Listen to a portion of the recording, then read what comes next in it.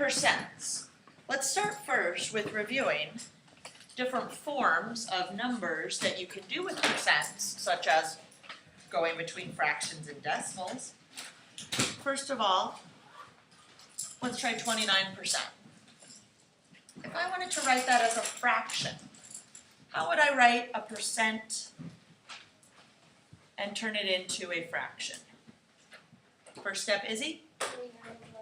Good, you take whatever's in front of the percent symbol and you put it over 100 and you simplify it if you can. In this case, this one doesn't simplify, so we're done.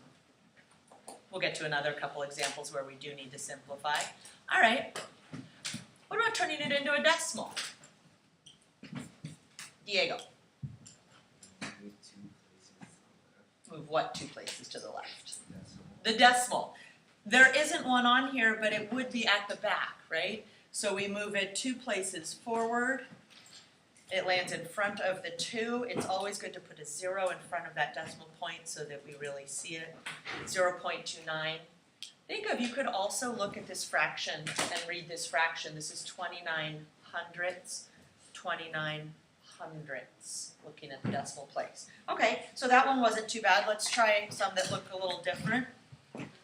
637%. That's a lot. What would that look like as a fraction? Jim? 637. Okay, so it doesn't matter what's in front of the percent symbol, you always just put it over 100 because percent means out of 100. And then when we simplify this, it's going to turn into a mixed number. Think about this. 100% is one whole of something. If you just got 100% on your test, you got the whole thing right. Congratulations. There wasn't any extra credit on this test, so you couldn't get more than 100%. But anything bigger than 100% should end up being more than 1. And so this would end up being 6 and 37 hundredths. And then that fraction, if it could simplify, you would do it. In this case, it can't. But again, a mixed number makes sense because it's more than 1. And this clearly is more than 1. So when an athlete says when he's being interviewed after a game, I gave 115% today. I always wonder, where did he get that extra 15%? The most he can give is 100. Who did he get that 15% from? Maybe the lazy guy on the bench, I don't know. Okay, as a decimal, we can do the same thing we did on the last one. What will this one look like, Carissa? 6.37. Yes. Again, does it make sense? Well, it should be more than 1. It is more than 1. So just think about what the numbers mean if you're trying to figure out if you got it right. All right, let's try 1 or 2 more. What if I don't have a whole percent? I have 0.02%.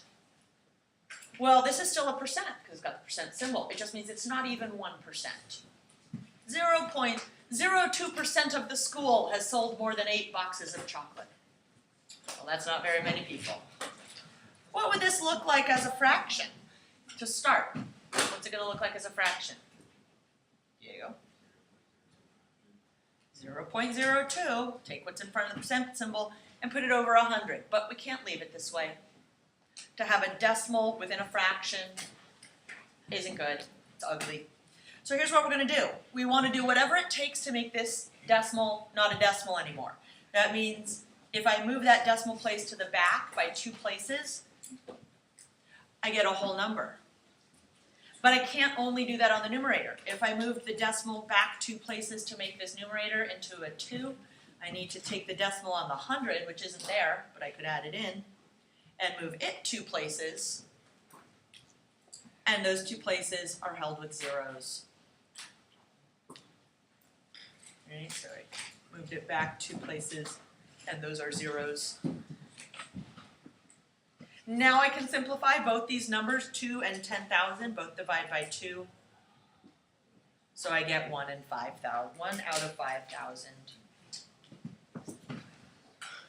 Now let's turn it into a decimal.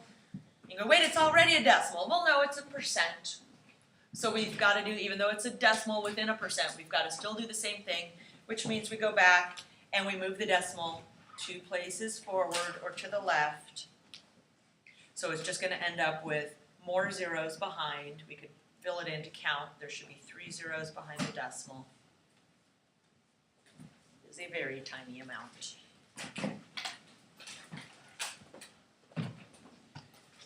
Last example, and then we'll get to something different. Switch it around a little bit. What if I said 33 1/3%? 33 1/3%. That's how much I'm going to increase the cost of the shoes that I'm selling. I don't know, whatever it is. Guess what? We start the same way. 33 1/3 over 100. No matter what it is, we start by putting it over 100. Now this one clearly looks a little different. We can't just swing the decimal to the back. I chose this example specifically because 1/3 you can't convert to a decimal without it being a repeating decimal. So we want to leave it as a mixed number. So I'm just going to work underneath here. This is 33 1/3 divided by 100. So in order to simplify it, I need to work with the fraction. To multiply or divide with a mixed number, we first turn it into an improper fraction. 3 times 33 is 99, plus 1 is 100. Denominator stays the same. Now I'll go ahead and get to the next step because I'm dividing by 100.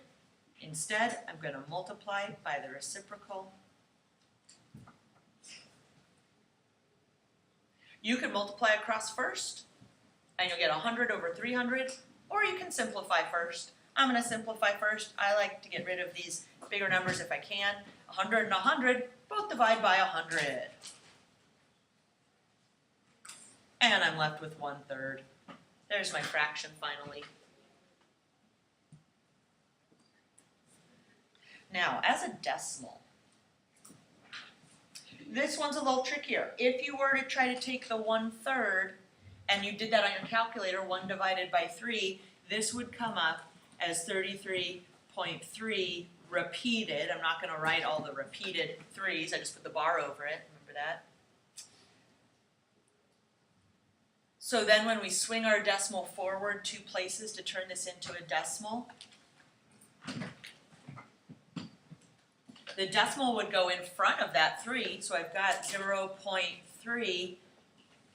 But now if this, I had 2 3's and then I have 3, 3, 3, 3, 3. Well, I don't need to write any more. If it's just 3 repeating, you only have to write it once. Can I get it down? Yeah, are you done? Oh, we're taking notes. This is, luckily it's easy stuff, Luke. Sorry, I forgot you were missing the notes. Were you working out there?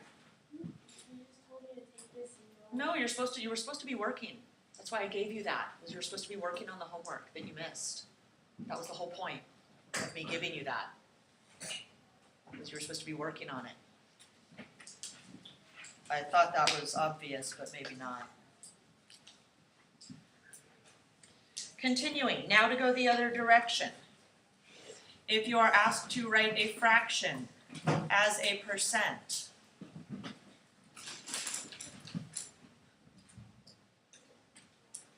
there's 2 different methods. It depends on the numbers that you're given. A percent is always out of 100. So if you would like to think of it as an equivalent fraction, for this one, we could go, 5 times 20 makes 100, so 3 times 20 would make 60, so x equals 60. If it works as an equivalent fraction, because you can turn that first denominator into 100, then you can do it that way. Your other option would be to cross multiply. So in this example, 3 times something to make 100, well, there's no whole number. So instead of using equivalent fractions, I use proportions. I cross multiply. 1 times 100 is 100 equals 3 times x, 3x. I divide by 3. When we turn that into a mixed number, we get 33 1/3. I'm doing that part fast because by now I expect you to be able to go back and forth between mixed numbers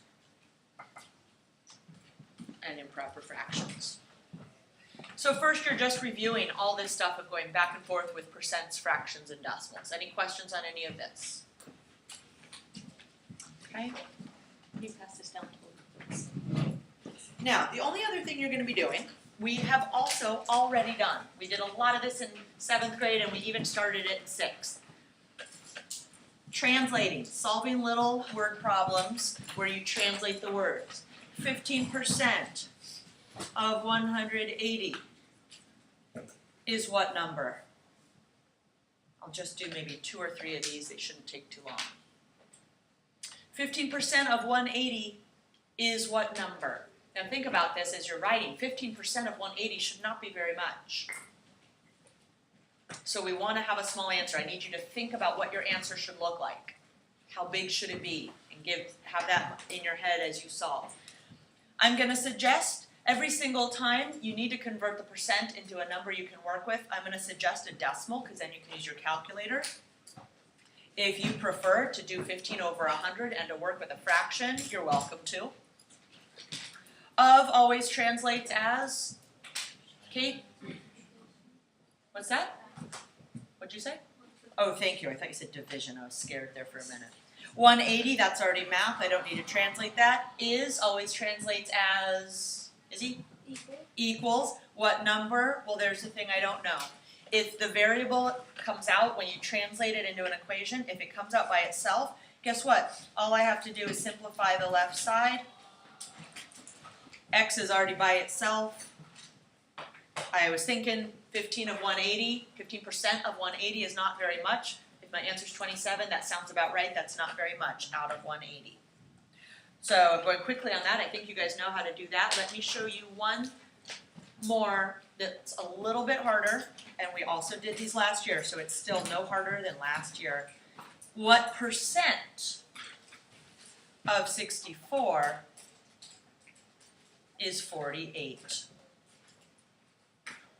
What percent of 64 is 48? Now the way I'm showing you with translating is only one way. If you have another method you want to use, you could. You could think, oh, it's 48 out of 64, I can turn that into a percent. Or, if we translate, what percent, since it's an unknown and it is a percent, if we put x over 100, then our answer will be in the right form. Otherwise, we have a decimal, and then you have to just remember to convert it to a percent. This makes it so you don't have to remember what percent x out of 100. Of is still times. 64 is already a number. Is becomes equals. 48, already a number. So just translating each piece, the only difference, what percent. Now, what I've been saying all along is solving equations. Before we try to get x by itself, we're going to leave it alone and we're going to undo the other stuff. The other stuff here, times 64, I'm going to undo by dividing it. Now as I divided it on the right side, notice what I did. I wrote it in fraction form. You could do it with division, the division symbol. I mean, this is still division, right? But you could do the little division symbol and just use your calculator. 48 divided by 64. If I were to do that, 48 divided by 64, we get a decimal. I'm just going to write it up here, and I'll show you how we could use that if we want to. If you just did this and you got 0.75, so instead of a fraction we have 0.75, what would my last step here be to get x by itself? Luke? Yeah, this is divided by 100, so we do the opposite. We multiply. That would just move your decimal 2 places to the right. The other way, as some of you saw when I showed that, is you could cross multiply. 64 times x, 64x. 48 times 100, 4800. Divide both sides by 64. And now my x is by itself. 4800 divided by 64. I get 75. That's what I would have gotten if I'd moved that 2 places. Now, always if it's a percent, make sure to check your question at the end. If it was a what percent, your answer's a percent, you need the percent symbol. 75 is not the same as 75%.